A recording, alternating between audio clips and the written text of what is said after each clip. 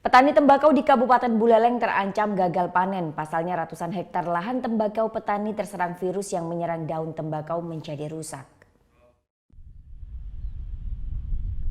Sebanyak 15 hektar lahan tembakau di Kabupaten Buleleng terancam gagal panen setelah terserang virus mozaik.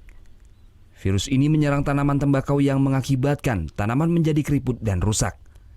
Akibatnya kualitas tembakau menjadi rusak dan tak bisa diolah untuk proses pengeringan, sehingga tidak layak jual. Lahan tembakau yang terkena serangan terparah berada di Desa Panji, Kecamatan Sukasada.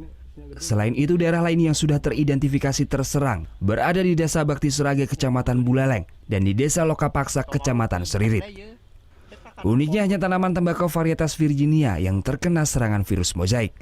Untuk mengatasi serangan virus, petani memberikan obat ke tanaman tembakau, namun obat yang diberikan tak mampu menangkal serangan virus.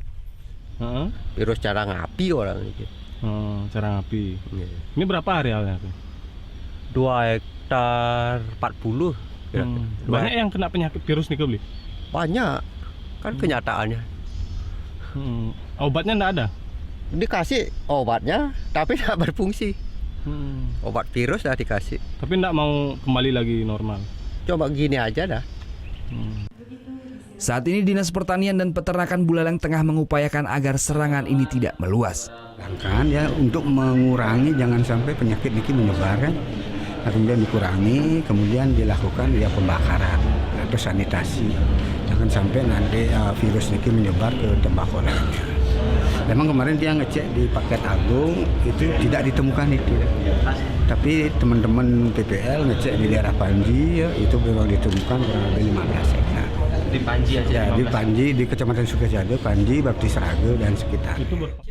Tak hanya tanaman tembakau, virus mozaik pun bisa menyerang tanaman yang masih satu jenis, seperti cabai dan tomat.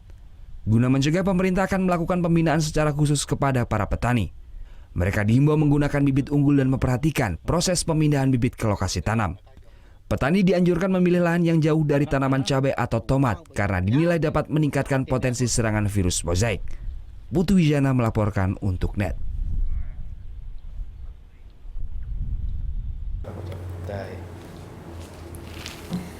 Udah selesai kan nontonnya? Nah, jadi jangan lupa buat like, komen, dan subscribe ya.